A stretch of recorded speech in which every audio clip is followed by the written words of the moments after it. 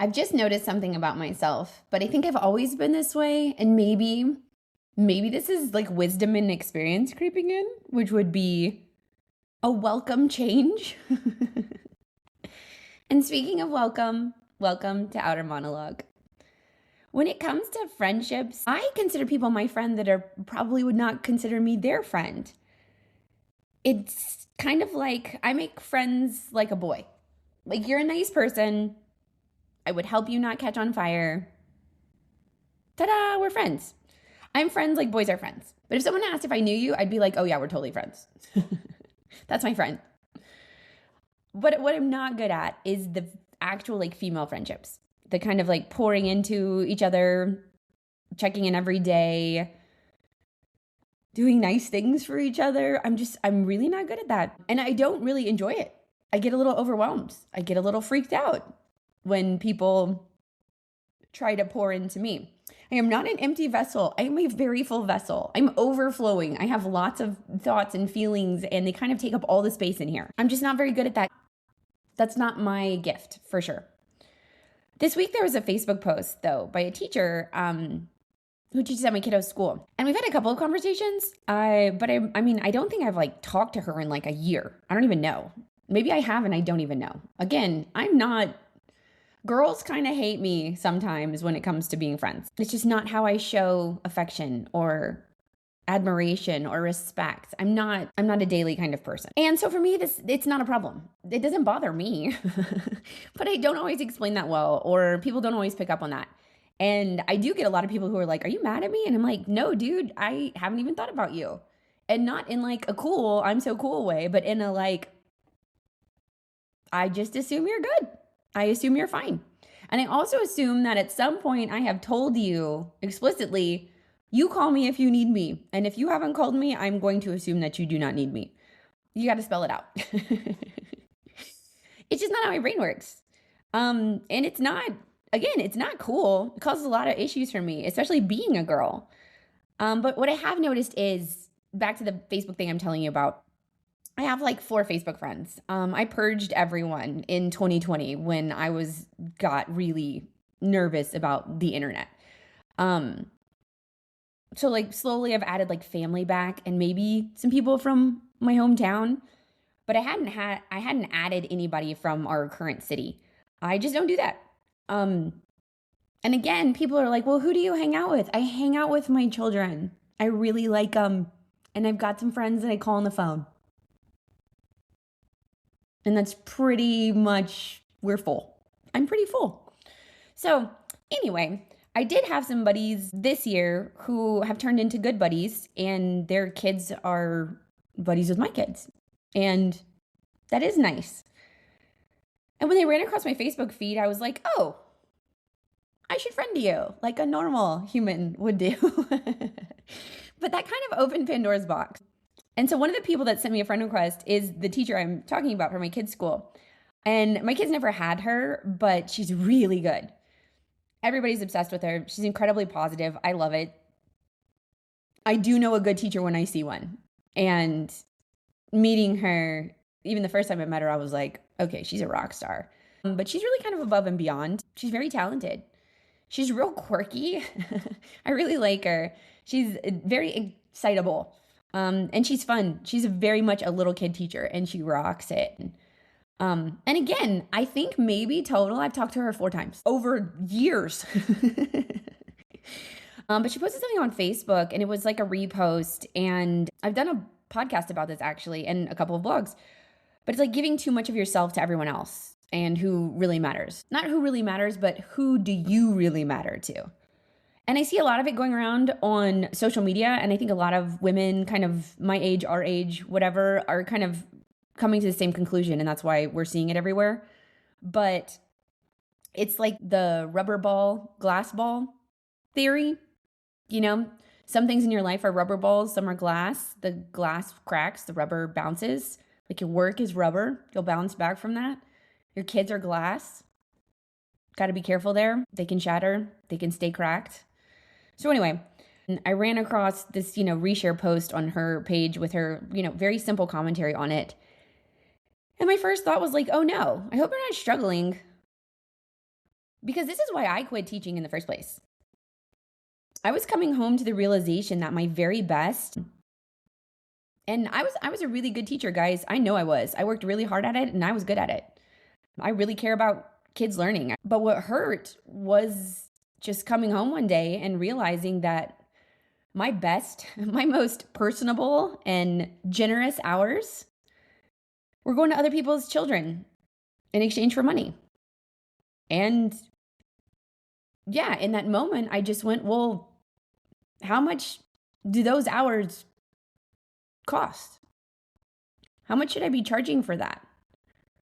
Because my kid, my most important person, she's not getting them. So am I okay with that? And I could have handled it differently. I know I could, but that's the honesty of the approach and my thought process at that time. And I realized my kids have a higher price tag. And there just wasn't enough upside to justify not giving my best to her. And I realized that's not the reality for everybody else. And more people, hopefully way more people than me, have more personable, generous hours in their day.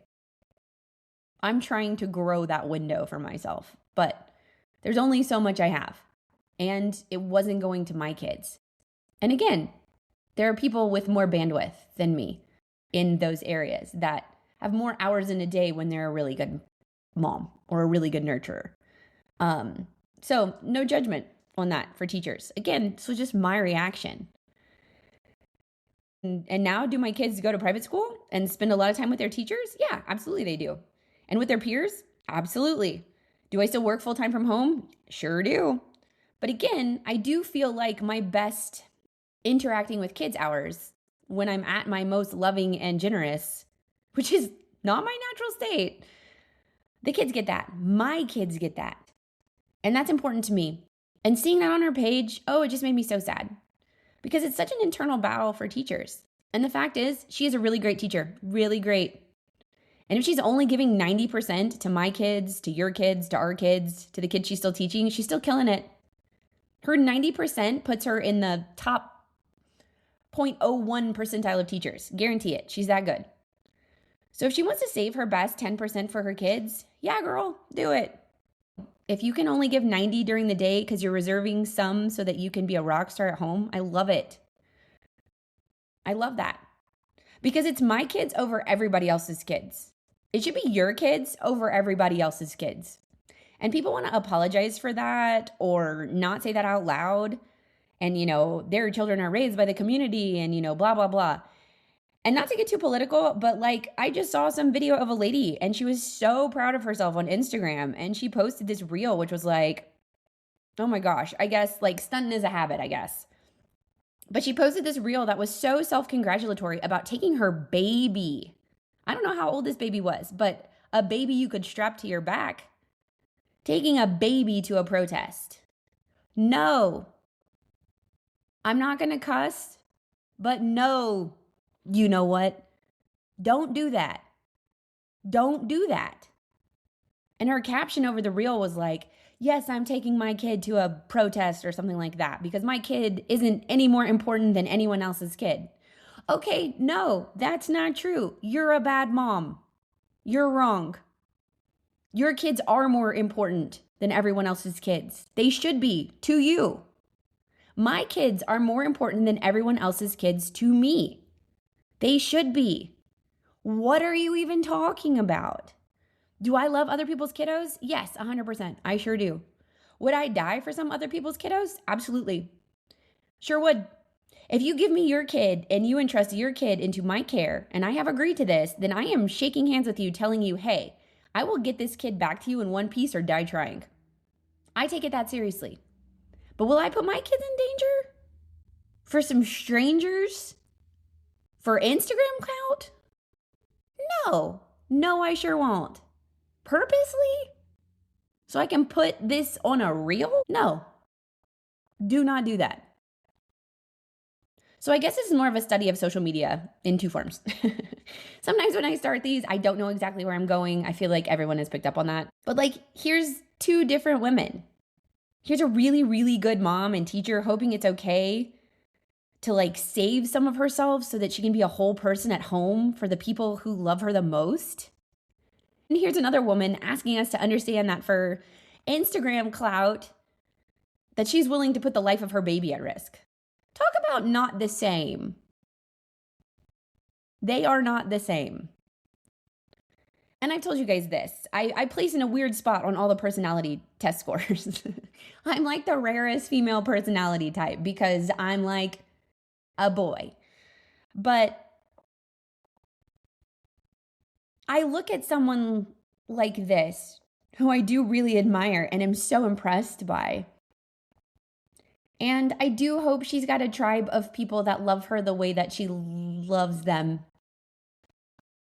and needs them to love her. Because I'm not good at that. And I'm not going to be good at that. So please forgive me if we're good friends and you don't see me all the time or hear from me all the time. That's not, I don't even think to do it, you guys. And then also, please forgive me if I have been absolutely love bombing you when I get a vibe that maybe you're questioning if you're doing a good job or not on social media.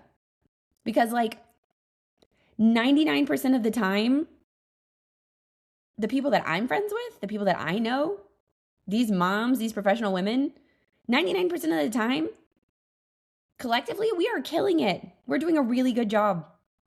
And we all need to take better care of ourselves and our people at home. Because we push so hard and usually put ourselves last. And families can suffer for that. Your family should never suffer from that. And part of that is you not taking good enough care of yourself or not giving yourself permission to be a whole person at home. Because you're just giving. And so if I do leave you an absolutely gushy Instagram or Facebook comment, just know I do really mean it. You may not have talked to me in a year, but I do mean it. And I'm going to forget your birthday. Or I'm never even going to commit it to memory. I'm just not. But I do really mean what I'm saying on social media, on a card. If we're talking in the stands and I tell you something, I mean it. I am good at that. And the compliments, even if they seem gushy, even if they seem over the top, even if they seem out of nowhere, they're real. You are doing that good of a job. And I've seen enough to know that we're probably not hearing that enough. So I'll say it because I am good at that. But again, I don't know. Happy late birthday, everyone. Thanks for listening.